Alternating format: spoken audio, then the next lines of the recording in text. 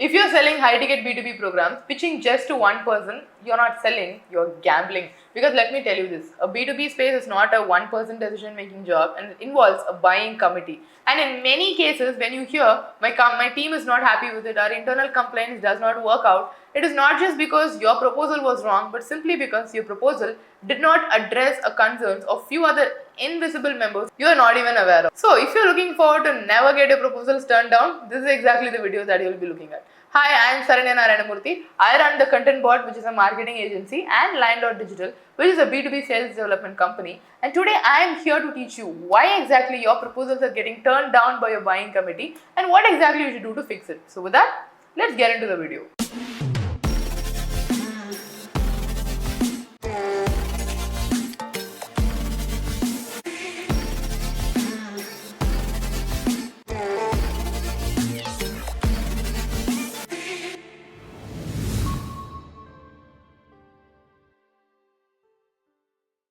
In 2025, on an average of 6 to 10 deals are turned down primarily because the company does not see fit. Listen to this again. The company does not see fit. It's not the decision maker, it's not the influencer, it's not the person who signs it off. It's the company as a whole. And that is exactly why it is highly essential for you to have a stakeholder segmentation.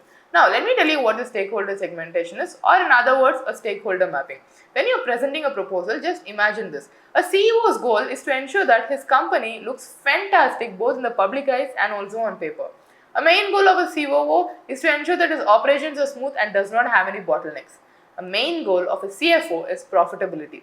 Similarly, there is compliance, there is legal, there is end user, there is this champion, influencers, so many people who actually have a hand on the exact proposals that you gave, even though they are not going to be a part of the implementation. But how will you know which stakeholder or what segmentation should you focus on? That is where a multi-stakeholder mapping comes into play. So when you're mapping very clearly, you know that for every high-ticket lead, when you're working on an account-based marketing model, you will know for this company who exactly is the decision maker. And out of the decision maker, who is a champion? Out of that, who is the initiator? The initiator is someone who says this is the problem that exists. And who is someone who is introducing you? Who is the end user? Who is the influencer? Who is the team manager, especially who manages the metrics? Now, once you have all of these right, you will then map down for each of these person, on top of having an official commitment, on top of having a personal goal, what is the personal professional goal that they have within the company? And when you have that clearly mapped, that is when your proposal can have multiple segments that clearly caters to, for this company, for this segment, for this particular stakeholder, this is what is there for it. So when you're drafting a proposal, have multiple sections. More section about what this will mean for the COO, what this will mean for the CFO, what it will mean for the CEO. Because in many cases, you don't even get to meet them and they'll never be a part of your conversation. But more about if you are very specific about these are the metrics, these are the rankings, this is what the outcome will be, then in those cases, they'll find it much more appealing to work with you than them saying just that this is a product and this is the outcome.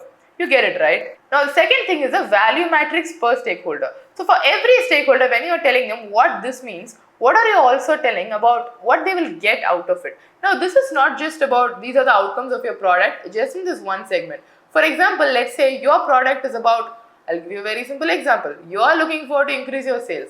Now, once you're increasing your sales, and when I tell you that these are the systems that we use to do it, in our case, we have a very scalable sales funnel. So, when I'm telling you, just implement the sales funnel and your team will be done, I'm also telling you HR, you don't need to hire a lot of SDRs.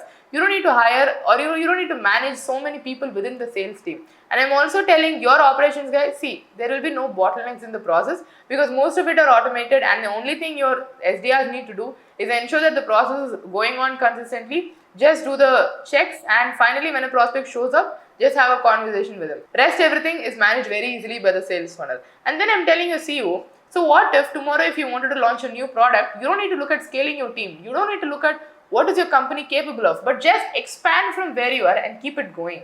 So when I give them all of these instances, then I actually tell them, see, just this one sales product is not just helping you with your profitability, not just your revenue, not just your client development, but has a lot more to do about the entire hierarchy and the system of your company. That is when your product gets more interesting, right? So ensure that this value matrix for your product, for each of the stakeholder and this proportion is mapped very clearly because this gives you a lot more progress than what you think you have.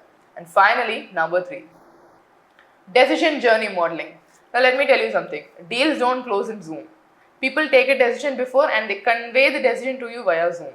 Just that. So that process of helping them to take the decision before and helping or guiding them throughout, what is it that you want them to think? So that is what we call as emotional selling, right? So that emotional selling is clearly achieved when you have a customer journey map. Now what is a customer journey map? A customer journey map is a very clear guide of from the starting point of when your customer gets to know you, you're then telling them that this is the value, this is the core of what we do, and this is what we bring to the table. And out of all of this, from going to a competitors versus going to us, what is it that they gain? When you give them all of these reasons, that's when they get more motivated to work with you. And all of this, you're not putting it in a way that, see, this is what we can do for you. Instead, you're giving in very subtle form, wherein you're just conveying what your value is, and they take these out as outcomes, or they take it as inferences, and they arrive at those summaries. So this process of guiding them entirely is what we call as a customer journey map. And when you have this in a very concrete form, you can be assured that your digital first selling journey is going to be pristine without any spots. Now you might wonder, so how do I implement all of this, or what is it that I can see? Now, I'm not going to give you a sales pitch here. Neither am I telling you to hire me here, because I understand for many MSMEs and SME companies, to hire a consultant or a retainer and continue working with them, at least for the first 3 months, might be a pinch. So I would say lay your foundations first.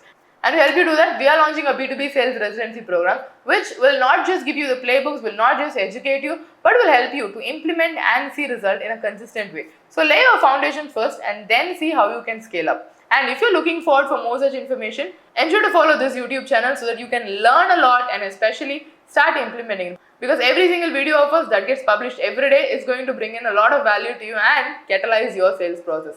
And if you're looking forward to get more information on a B2B sales residency program, check on the link in the description, fill up the form and then book a meeting with us so that you and me can have a conversation on how we can help your business to grow. So with that being said, signing off for now, Saranyan Naranamurthy. Let's close some sales.